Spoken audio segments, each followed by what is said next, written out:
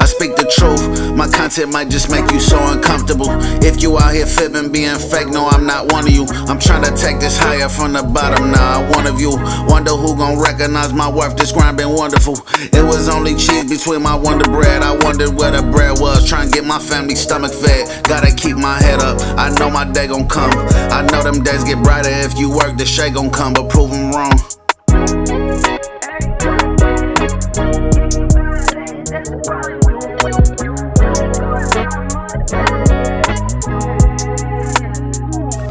It's a piece for all of us, we gon' get our fraction. Though this road gets slippery, won't ever lose our traction. When I chat, they listen, cause it's facts, we ain't just yapping. I don't do no capping, we just capitalize on action. Make the right moves work for me, know it's been a long search for me. Find myself in a word for me, monetizing every word for me. Do this for who love me, not concerned about no likes. Hate wasting time asleep, I'm turning dreams I had to life. Got me grinding every night.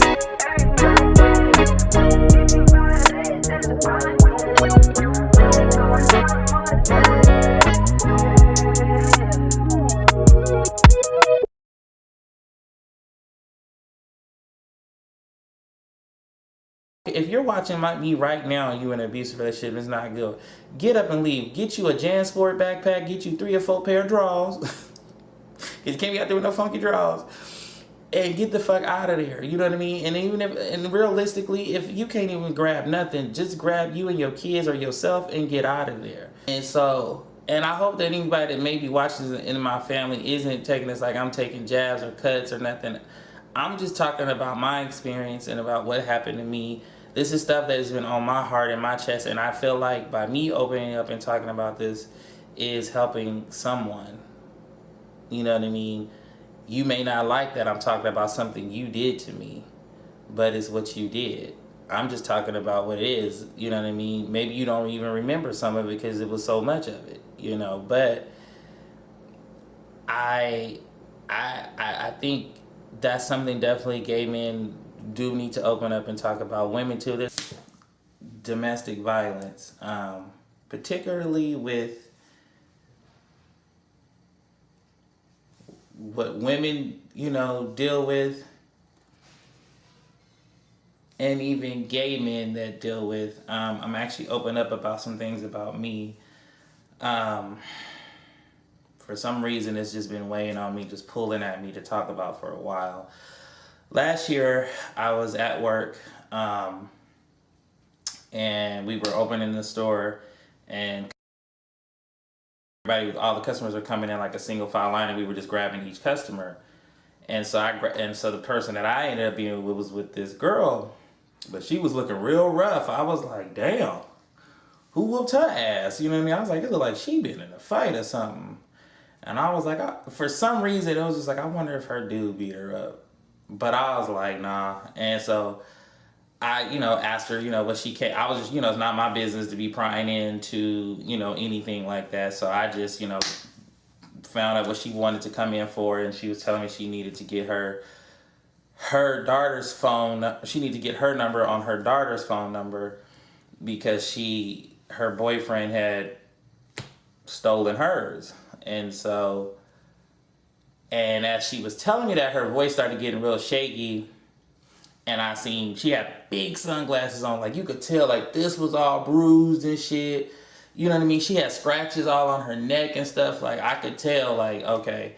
And so I could see tears coming down. She had the big Mary J. Blige not gonna cry glasses and stuff, and she just had tears coming down. And I was like, you know, I was like, are you okay? And she was like, no. She was like, my boyfriend just beat me up. And I was like, she was like, this just happened less than 24 hours ago. And I was like, you know, well, you know, did you go to the police or the hospital or something? And she's like, no. She's like, it just happened, you know, not till it happened like 4 in the morning or something like that. So at this point, it's like 11 o'clock. So she fresh off, you know, in a fight. So she just started crying and stuff. And so for whatever reason, I just grabbed her hand and I took her in the bathroom and I just held her. I just held her. And she just cried all on my shoulder. I mean, we in the bathroom just having a moment. You know what I mean? She just crying and crying, and I'm, after she kind of calmed down and stuff, I was asking her like, well, have you told you have any family? She told me she had a 6-year-old daughter, and I was like, well, do you have any family? And she was like, my mom died, and she was like, my father, she don't, they don't get really along like that. You know what I mean? And she's not really cool with too many people on his side of the family or whatever. So basically she's just alone. And so I was like, well, you ain't got no homeboys, you know what I mean? Somebody go beat his ass or something, you know what I mean? So, but she didn't tell me, I guess, like everything, right? So I go on lunch and I had got a text from her saying, thank you, for those encouraging words and stuff. I really appreciate it. Nobody knows that I've been going through this and stuff. And, I told her, anytime, you know what I mean? I just, kind of just told you a little bit. And so I had to ask her some deeper questions. I said, let me ask you something. Is that the first time he's ever hit you like that? And she was like, no. She's like, he hit me like, not this bad, but he, hit me a couple times before. I said, when was the first time you could have saw a first sign? And she was like, when I think about it, she was like, I remember he told me he had got in a scuffle, with his, kind of his last girl. He said that he had slapped her or whatever. And I was like, okay. I was like, she was like, but, I said, but that could have been definitely a sign. And she was like, it was a couple times, he would be like, I'm gonna kick your, ass or something like that. But she was like, I ain't think none of it. I just still said what I would say or whatever. And then she was like, then he did hit me, and I was like, you didn't think to leave or whatever. She was like, well, no, because I really love him, and I didn't think he was gonna do it again. And I was like, well, look at your face right now. You know what I mean? I was like, apparently he didn't mind. And I was like, I was asking her, like, did you change your locks? Did you, do he got keys? And she's like, yeah, I just changed the first lock on the first door, but I got 2 other gates to get through. I was like, well, then change those locks too. And she was just like, oh, as long as I change that. I said, why would you want him to get that close to your front door anyways? Change all that shit, you know what I mean? Or talk to your apartment complex or wherever, she was living. I was like, talk to them and ask them to change some stuff, something, I said, maybe you need to move and get up out of there. Because if you afraid that, she was like, I don't want to come back because I feel like he gonna, basically kill her or whatever. I was like, well, then you need to just get the fuck up out of here. If you feel like that, I'm like, grab your daughter. I'm like, you got to remember, you got a child watching you. And you don't want that to repeat itself. You know what I mean? And I started asking her, like, why did you, I started trying to ask her deeper questions, like, what was her reasoning for wanting to stay in something like that, you know what I mean? And why she didn't want to, you know what I mean? I feel like she wasn't telling me everything, but, she was just like, no, and I work for this particular company, and I can't even go to work, and my daughter's coming back from summer vacation, and I gotta try to, figure out what I'm gonna tell her, why my face look like this and stuff, and I'm just so depressed. And I was just like, I said, well, the first thing you need to do is get you and your daughter out of danger. You know what I mean? That was why I said, go down there and get you a restraining order. I said, or something. I said, get some kind of paperwork on him. I said, because I don't, you know what I mean? It'd be a motherfucker. He come back and you actually have to kill this motherfucker or something, or attempt to kill this nigga, and somehow you go to jail. And you didn't have no paperwork that he was beating your ass. And you had a restraining order, and that was why you had to attempt to kill him, or that's why you did kill him. You know what I mean? If it got to that extreme. I was like, and I was just getting mad because I was like, she wasn't trying to take none of my advice or what to do. I was like, I said, you're a woman with a child. You can get shelter. You can find a women's shelter, a church. Somebody's going to help you. You got a better chance of being homeless and finding programs to make it than I do as a man. So I was like, you need to cut, you know what I mean? And she was like, okay, I'm gonna think about it.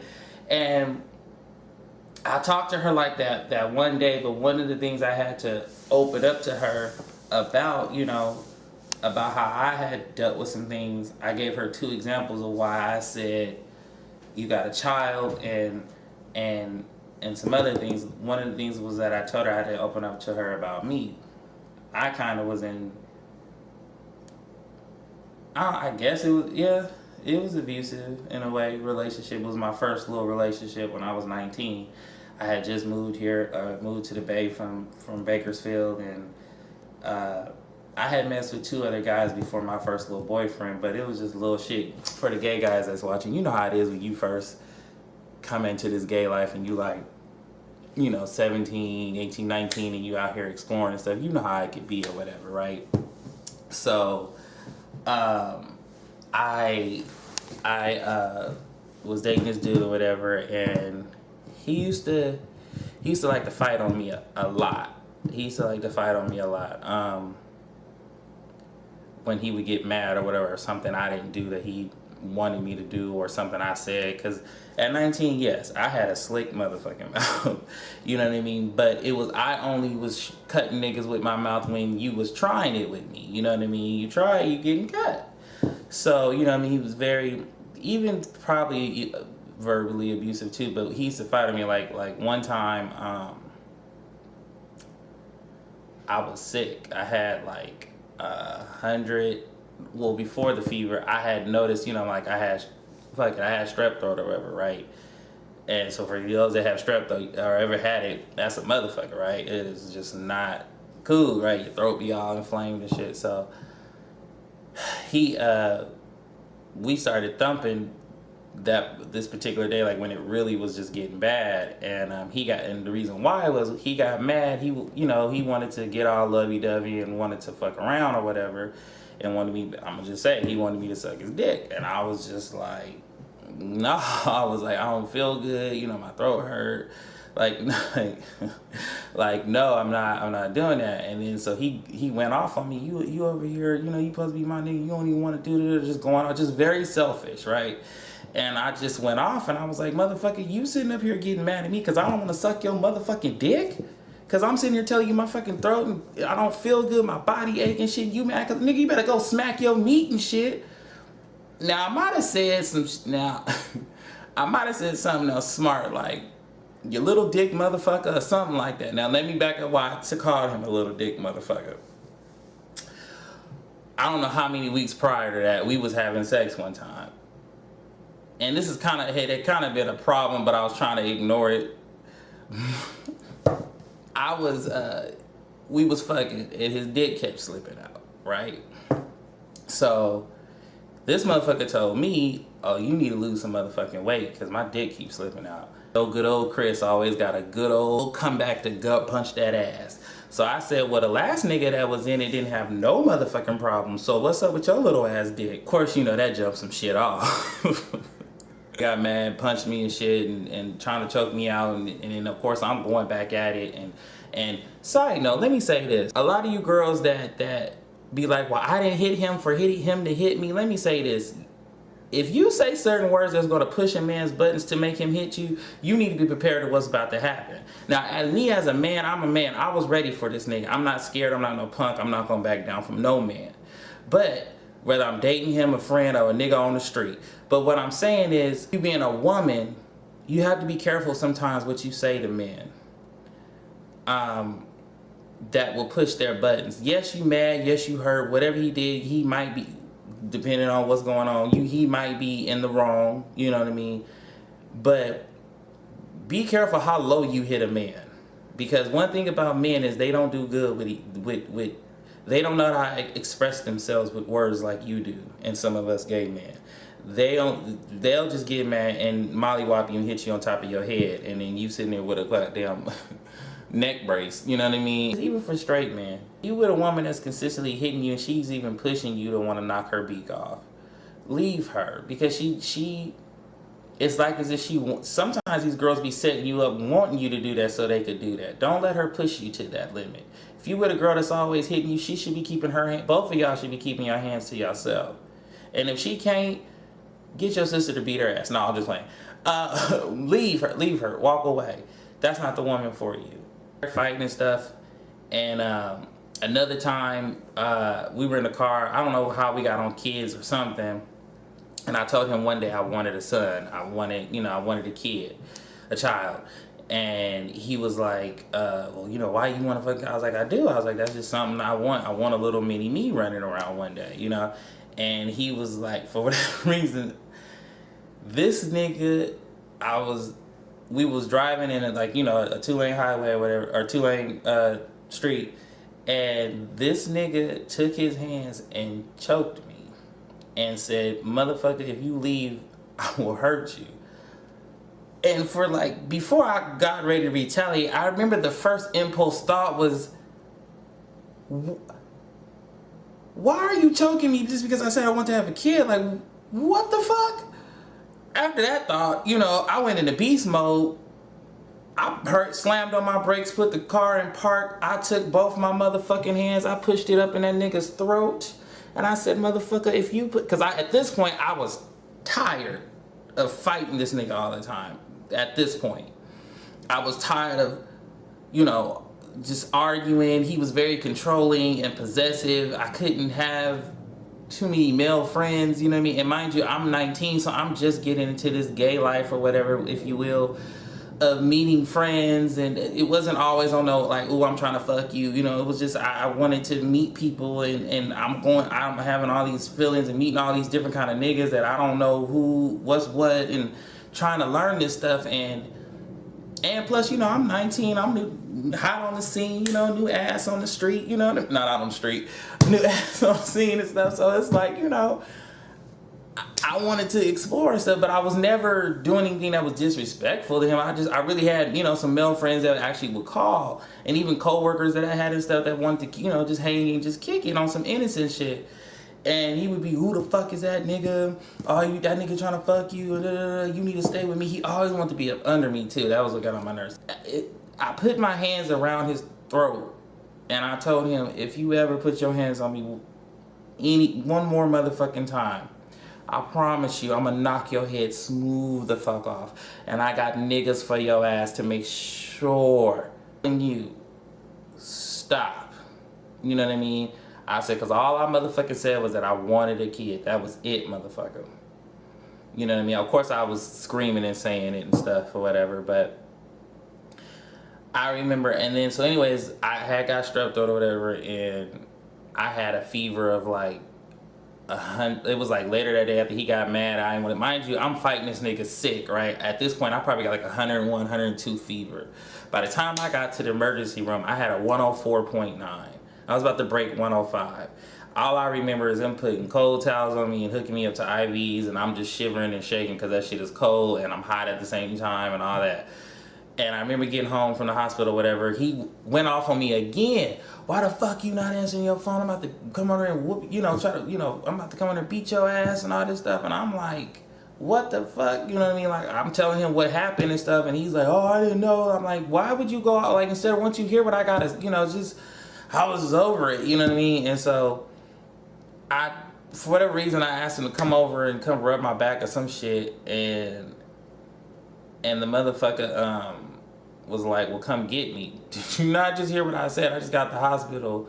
I was like, just take the bus. Oh, well, they stopped running at a certain time, and I'm like, you know what? I think this is back when I had, this is back when flip phones was out, and I just, took all day to type that shit, what I had to say, but I was just like, I'm done with you. I was just like, I don't want to go through with this. I remember crying about, I felt like I was repeating something that I had seen or been through, but for whatever reason at 19, it hadn't clicked yet. Okay, now I'm gonna put a pin in that.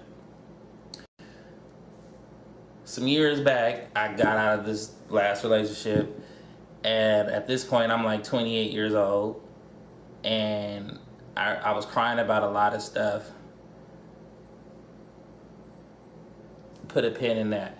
The girl that I was dealing with, I had to tell her from a child aspect what that can transpire into from a child seeing that.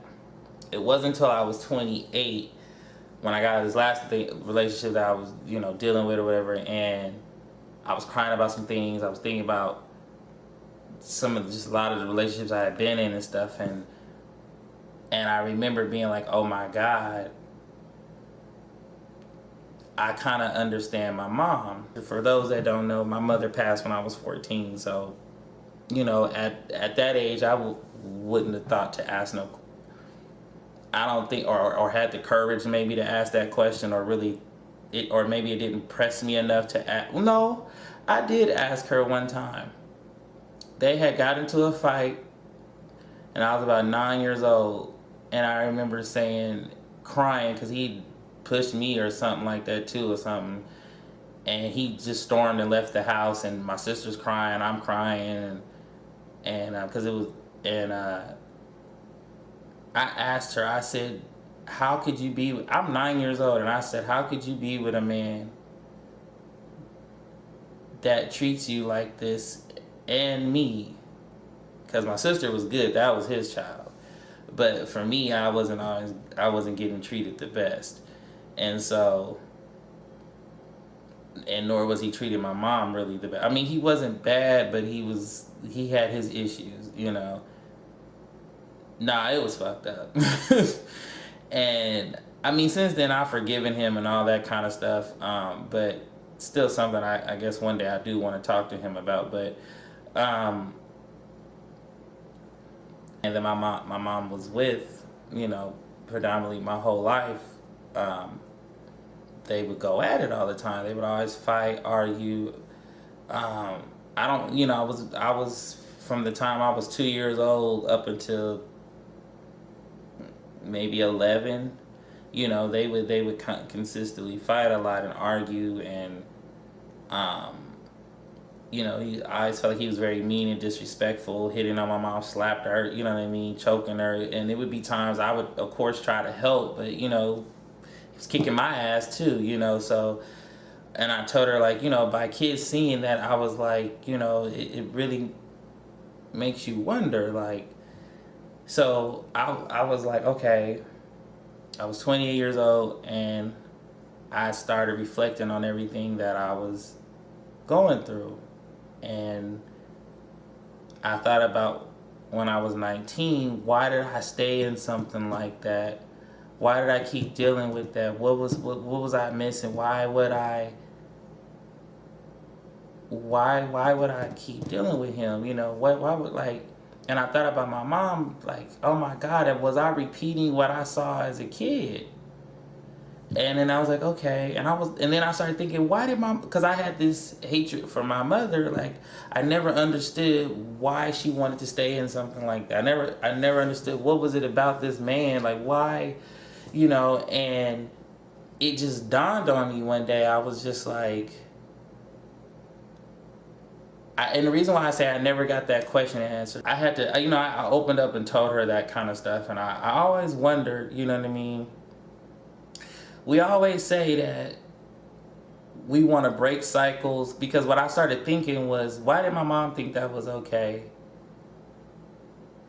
And then I had to think more. I said, okay, as I talked to other black women and listened to what their struggles and problems, and just me watching other family members and listening to them, and I said, okay, my mom's a black woman in her early 20s, in the early 90s.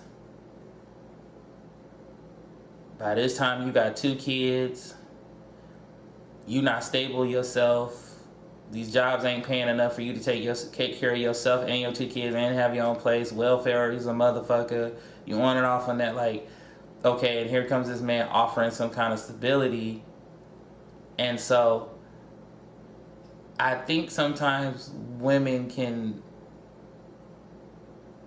and this isn't the case for every woman that may deal with this, because this is all kind of different scenarios, but I think sometimes you sacrifice because you can get some kind of stability for either yourself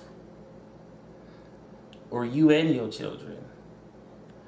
I think it's the same thing, because I'm gonna say this too. This is because a lot of times we don't, as gay men, we don't even talk about domestic violence. I can't even believe I even talking about this, but you know what I mean? Because it was. I remember crying about this, like why I gotta keep fighting this nigga all the time? Like, why do I gotta keep, you know? I mean, yes, I had somewhat of a smart mouth, but I didn't deserve to be for you punching me, and then now I'm fighting you and stuff. I wasn't backing down, you know what I mean? He all scratched up and shirt all ripped up, mine all ripped up. We breathing hard and shit, you know what I mean? And it's just like, And I remember seeing that as a kid, you know, and then they'd be back all cool and stuff. And I always, and then I said, why did my mom think that?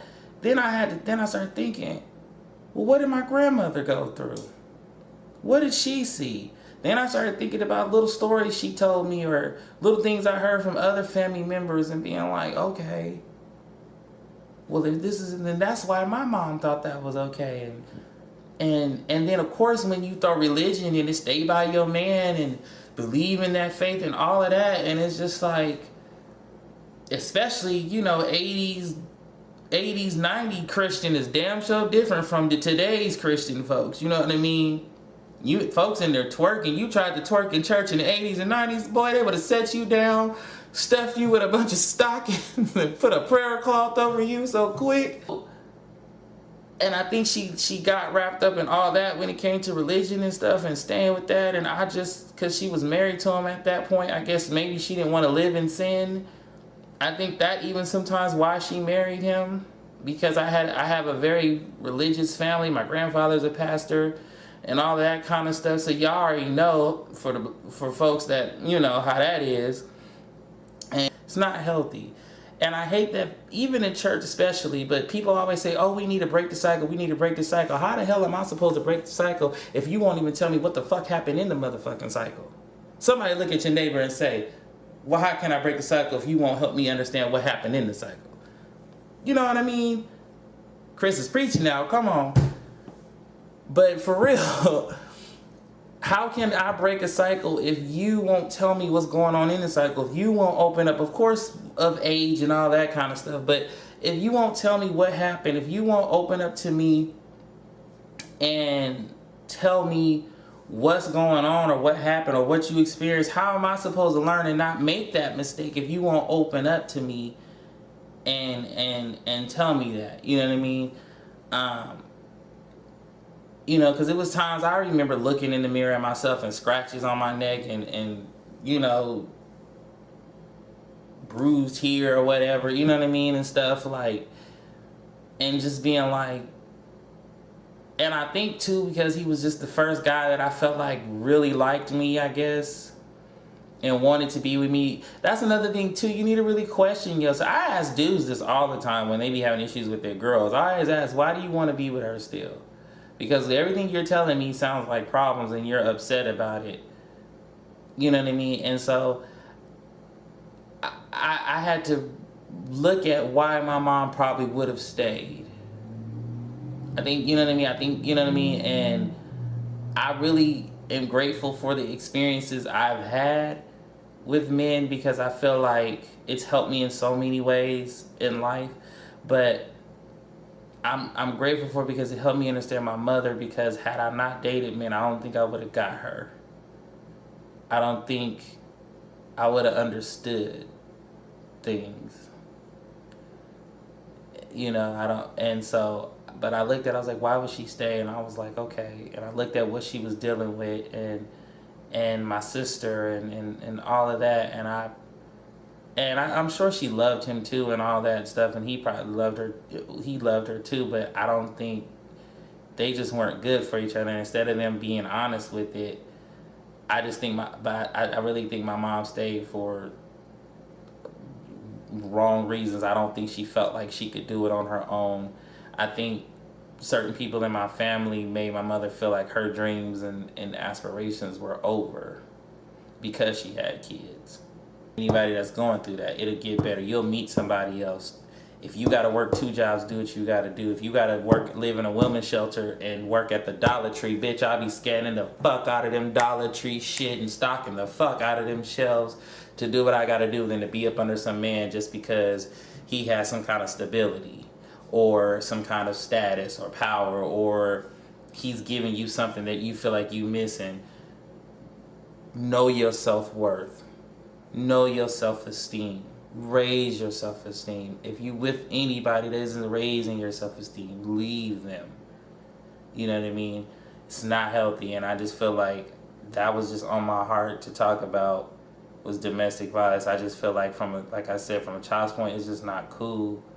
And I felt like, look at it like, it's not healthy.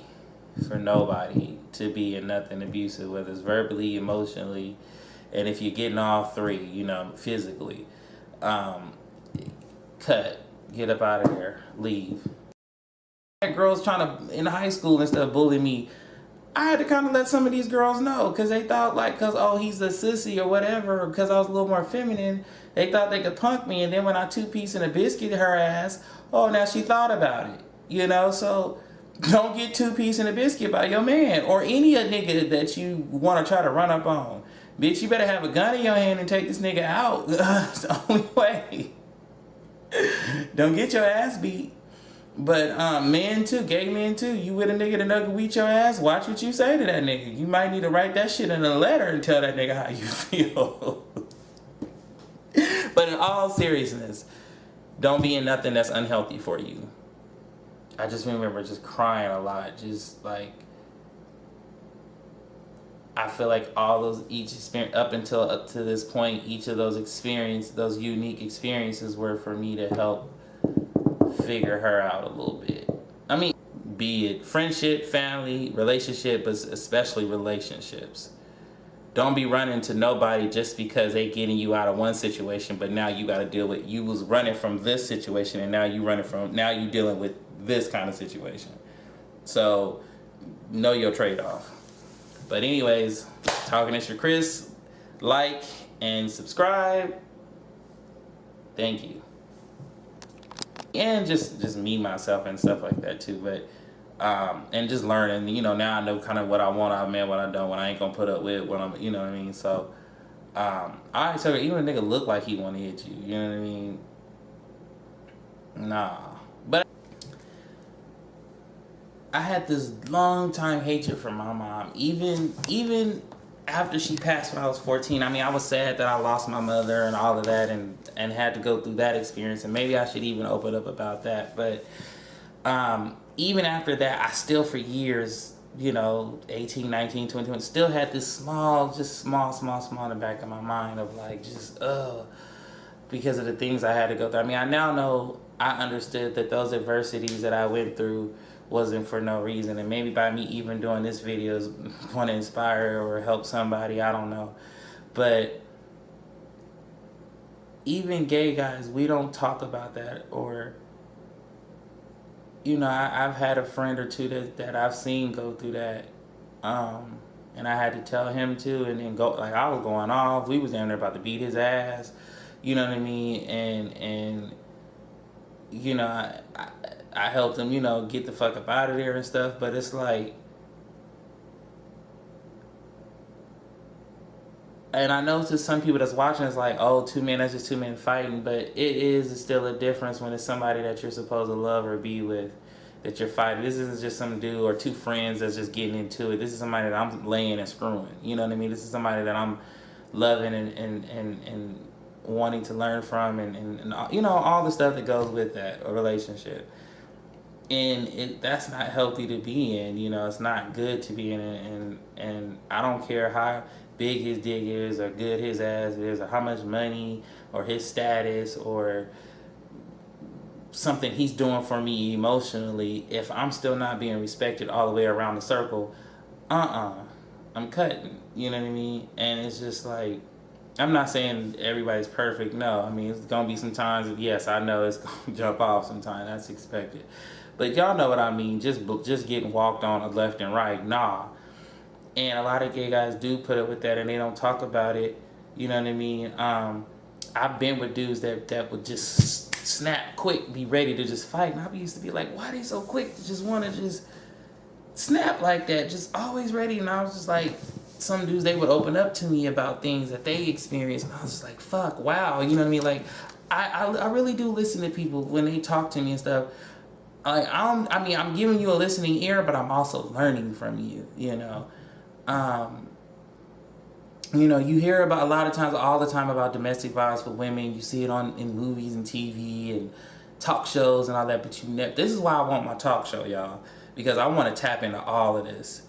Anybody that's watching this that even want me to come and maybe interview and talk with you, like, you know, about your experience or anything, definitely inbox me or whatever and hit me up. You know, everything's Talking Extra Chris, so you can find me on whatever. and let me know what's up, you know. But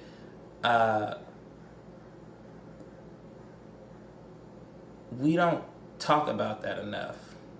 Even amongst your friends, you know, anybody that you know, you sit next to somebody, like, talk about that. You guys know anybody, you know, that, you know, where would a gay guy look for if he really needed to run to somewhere, you know what I mean? I mean, I guess these days it's a little easier with the help of the internet, you know, Google, stuff like that, but, you know, shit. Luckily, I was just strong enough to just know I had to leave. I knew I couldn't stay in it too long because it was only, I had enough. I didn't realize, because of what I saw at the childhood, I just knew, I knew in the back of my mind, and that's what made me cry harder, was because I remember saying, ooh, that I never knew as a child I'd date men. Even though I liked boys very, very young, I never, you know, whole religion thing, and, you know, men are supposed to be with women and all that kind of stuff. So I always remember just saying to myself, that would never be me. But then I used to be like, well, it ain't gonna be you because you're not gonna date a man, or you're not supposed to date a man. Something like that I was thinking, but I knew I would never go through that.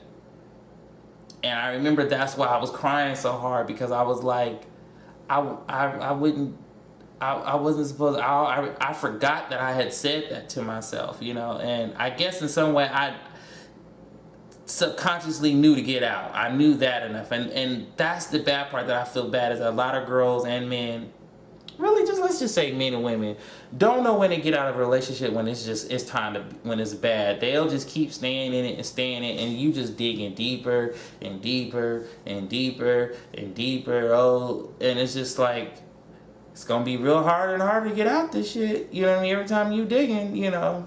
And that's why, once again, I always say, where is your self-esteem?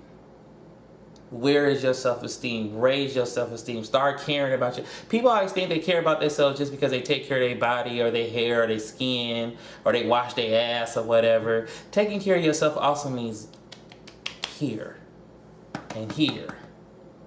That's taking care of yourself too. You know what I mean? Protect your mind, protect your heart. You know what I mean? You gotta watch motherfuckers, because they doing anything and everything mad because whatever happened to them, they want everybody else to feel bad. Protect that shit. That's taking care of yourself. I've learned to protect my mind, protect my heart and stuff. I'm not just giving my heart to anybody. It's niggas now, old niggas, still calling my phone trying to see what's up. I'm not going back to you. I already know what to expect from you. You've never even showed me different. Why would I go back to you? That's stupid. And a lot of you guys will keep going back to something and you keep getting stabbed. How many times are you going to get stabbed? And then you complain to me because you bleeding. Bitch, you the one ran and let the nigga stab you. Nigga, you the one let the bitch keep fucking with you. Leave. And that nigga.